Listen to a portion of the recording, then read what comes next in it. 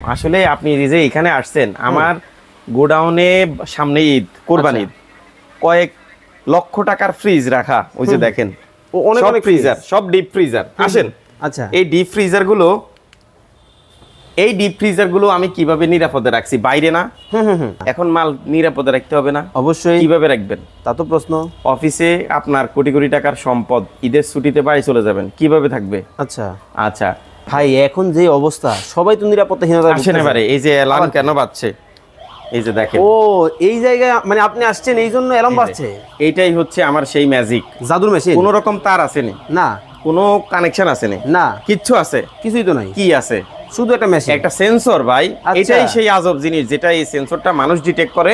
কোন রকম মানুষ এখানে, আমার এখানে ধরেন আমি এখানে লাগাই দিছি, আমার এখানে লাগানো আছে মাল, শুধুমাত্র এই প্রোডাক্টগুলোর সামনে একটা মেশিন, একটা এখানে জাস্ট এখানে মানুষ আসলেই, এখানে যখন আমার এই ফ্রিজগুলোর পাশে কোনো মানুষ আসবে, সাথে সাথেই আমার এই অ্যালার্মটা বাজবে বিকট শব্দে। আসেন এবারে কল সিস্টেমটা দেখেন, মানে কিভাবে কলটা আসছে। আমার কিন্তু কল অনবরত যাইতেই আছে, যাইতেই আছে। আচ্ছা আচ্ছা আচ্ছা, এভাবে আমি একা না, আমার হচ্ছে আমাকে যখন ফোন রিসিভ করব না, তখন আমাকে আবার কল দিবে।